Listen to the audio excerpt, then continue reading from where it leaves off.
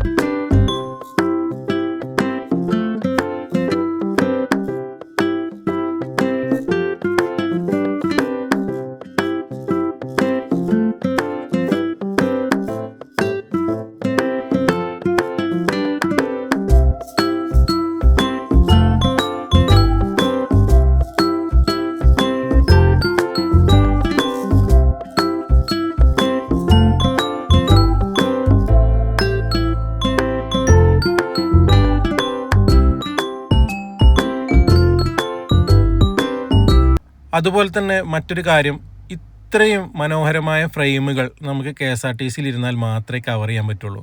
നമ്മുടെ കണ്ണുകൊണ്ട് കാണുന്നതാണെങ്കിലും നമുക്ക് വലിയ ജനാലയിലൂടെയുള്ള ആ ഒരു നോട്ടം ചെറിയ ജനാലകളുള്ള കാറിലോ അല്ലെങ്കിൽ മറ്റ് ബൈക്കിലോ എന്തിലേലും സഞ്ചരിച്ചാൽ നമുക്ക് ഇത്രയും ഹൈറ്റിലിരുന്നിട്ടുള്ള ഇത്രയും വിശാലമായ കാഴ്ചകൾ കിട്ടില്ല. അതാണ് KSRTCയുടെ ഒരു പ്രത്യേകത. കാരണം നമ്മൾ അത്രയും ഹൈറ്റിലാണ് ഇരിക്കുന്നത്. ആ ഒരു ഹൈറ്റിൽ ഇരുന്നു കൊണ്ട് നമ്മൾ കാഴ്ചകൾ ആസ്വദിക്കാൻ പറ്റുമ്പോൾ നമുക്ക് ഒരുപാട് ഏരിയ നമുക്ക് കവർ ചെയ്യാൻ പറ്റും എന്നുള്ളത് നിങ്ങൾക്ക് മനസ്സിലാവുന്നുണ്ടാവുമല്ലോ അല്ലേ? അപ്പോൾ അത്രയും മനോഹരമായ ഒരുപാട് കാഴ്ചകളിലൂടെയാണ് നമ്മൾ സഞ്ചരിച്ചുകൊണ്ടിരിക്കുന്നത്.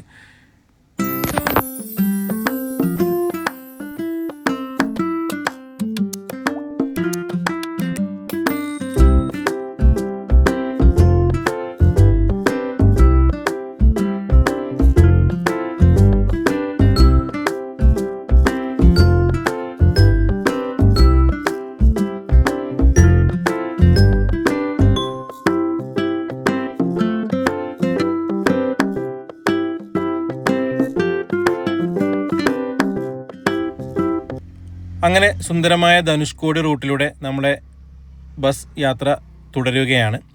ആ ഒരു സമയത്ത് നമുക്ക് കുറച്ചങ്ങ് ചെല്ലുമ്പോൾ നമുക്കൊരു വെള്ളച്ചാട്ടത്തിൻ്റെ വ്യൂ കിട്ടും.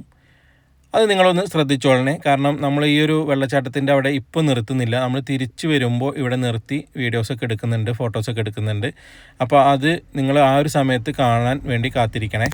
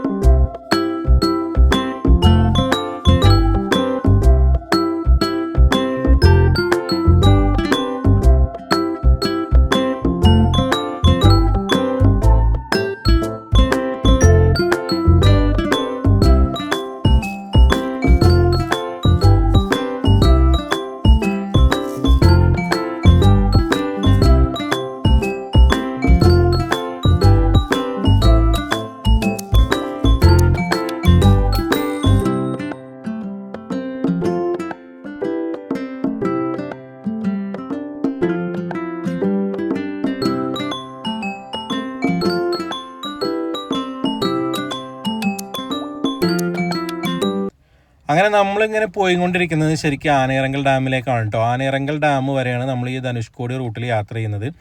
ആനയിറങ്കൽ ഡാം പോയതിന് ശേഷം നമ്മൾ അവിടെ നിന്ന് തിരിച്ച് വരുമ്പോൾ മലൈക്കള്ളൻ കേവ്സ് എന്ന് പറഞ്ഞിട്ടൊരു സ്ഥലമുണ്ട്. മലൈക്കള്ളൻ കേവ്സ്, മലയിലുണ്ടായിരുന്ന ഒരു കള്ളൻ്റെ ഗുഹ, അത് കാണുന്നുണ്ട്. പിന്നെ നമ്മളിപ്പോൾ കണ്ട വാട്ടർഫാൾസിൻ്റെ അവിടെ നിർത്തി അവിടുത്തെ കാഴ്ചകളും കാണുന്നുണ്ട് എന്നുള്ളതാണ് നമ്മളെ പ്ലാൻ കേട്ടോ. അപ്പോൾ ഈ ഒരു സമയത്തൊക്കെ നമുക്ക് ആകാശം കറുത്തിരണ്ടാണ് നിൽക്കുന്നത്. ചെറിയ രീതിയിലൊക്കെ മഴ ഇടയ്ക്കിടയ്ക്ക് ചാറി പോകുന്നുണ്ട്. അപ്പോൾ വലിയ രീതിയിലുള്ള മഴയൊന്നും ഇല്ലെങ്കിലും നമ്മളുടെ കാഴ്ചകൾക്ക് വലിയ തടസ്സമില്ലാതെ നമുക്ക് കാഴ്ചകൾ കാണാൻ കഴിയും എന്നുള്ള പ്രതീക്ഷയിലാണ് നമ്മൾ മുന്നോട്ട് പോയിക്കൊണ്ടിരിക്കുന്നത് കേട്ടോ.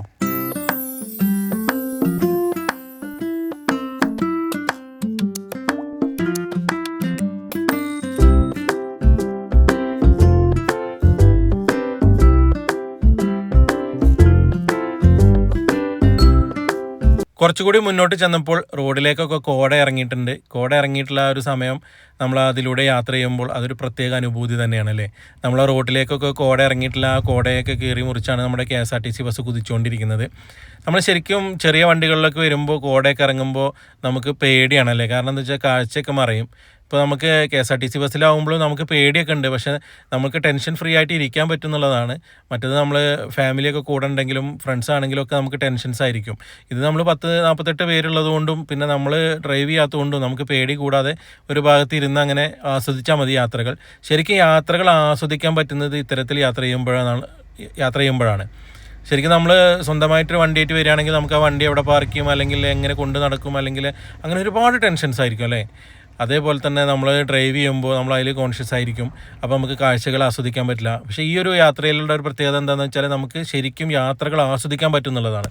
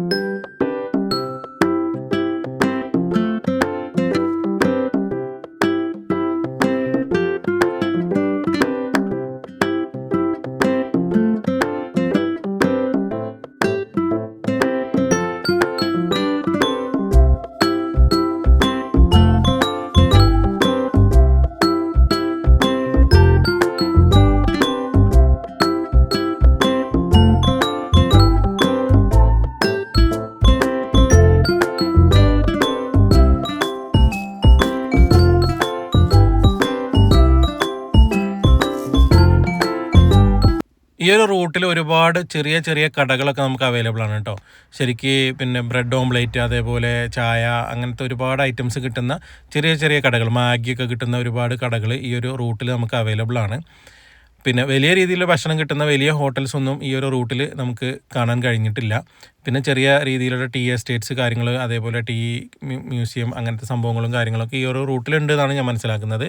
അപ്പോൾ നമ്മൾ ഏകദേശം നമ്മുടെ ഡെസ്റ്റിനേഷനായ ആനയിറങ്കൽ ഡാമിൻ്റെ അടുത്തെത്തി എന്നുള്ളതാണ് നമുക്ക് കാഴ്ചയിൽ നിന്ന് മനസ്സിലാവുന്നത്. കാരണം നമ്മൾ അതിൻ്റെ റിസർവോയറും കാര്യങ്ങളൊക്കെ നമുക്ക് ദൂരകാഴ്ചയിൽ കാണാൻ കഴിയുന്നുണ്ട്.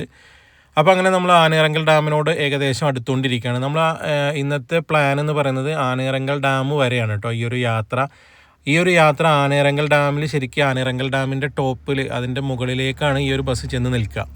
അവിടെ നിന്നും നമ്മൾ അതിൻ്റെ കാഴ്ചകളൊക്കെ ആസ്വദിച്ചതിന് ശേഷം തിരിച്ച് ഇതേ റൂട്ടിൽ തന്നെ നമ്മൾ മൂന്നാറിലേക്ക് തിരിച്ചു പോവും. അതിന് ശേഷം നമ്മൾ അവിടെ നിന്നും ഡിപ്പോയിൽ പോയി ഒന്ന് ഫ്രഷപ്പ് ഒക്കെ ആയതിനു ശേഷം നമ്മൾ നാട്ടിലേക്ക് തിരിച്ചു പോകും എന്നുള്ളതാണ് നമ്മുടെ ഒരു പ്ലാൻ.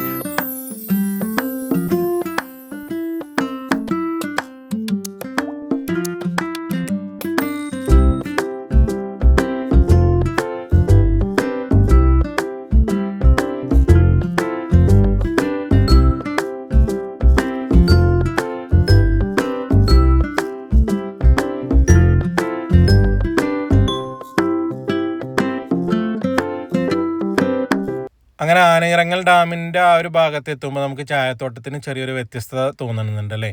കാരണം ഇതുവരെ നമ്മൾ ചായത്തോട്ടത്തിൻ്റെ ഇടയിലൂടെ ഇങ്ങനെ മരങ്ങൾ കണ്ടിട്ടുണ്ടായിരുന്നില്ല. ചായത്തോട്ടം പ്ലെയിൻ ആയിട്ടുള്ള ചായത്തോട്ടം മാത്രമാണ് കണ്ടിട്ടുണ്ടായിരുന്നത്. അപ്പോൾ ഈ ഒരു ഭാഗത്ത് എത്തുമ്പോൾ നമുക്ക് ഡീവിയേഷൻ എടുക്കണം. ഇവിടെ നിന്നും ചെറിയൊരു പോക്കറ്റിലേക്ക് കയറിയിട്ട് വേണം നമ്മൾ ആനയിറങ്കൽ ഡാമിലേക്ക് പോകാൻ. ആ ഒരു റൂട്ടിൽ കയറുമ്പോൾ നമുക്ക് ഇതുപോലുള്ള മരങ്ങൾ ഈ ഒരു ചായത്തോട്ടത്തിൻ്റെ നടുവിലൂടെ കാണാൻ പറ്റും. അപ്പോൾ ഇതെന്തിനാണ് വെച്ചിട്ടുള്ളത്, അല്ലെങ്കിൽ ഇതിൻ്റെ ഉദ്ദേശം എന്താണെന്ന് അറിയുന്നവരൊന്ന് കമൻറ്റ് ചെയ്യണേ. അപ്പോൾ നമ്മൾ ആനയിറങ്കൽ ഡാമിൻ്റെ വീഡിയോ നമുക്ക് നെക്സ്റ്റ് പാർട്ടായിട്ടാണ് നമ്മൾ കാണാൻ പോകുന്നത്. അതിനുവേണ്ടി നിങ്ങൾ കാത്തിരിക്കണേ.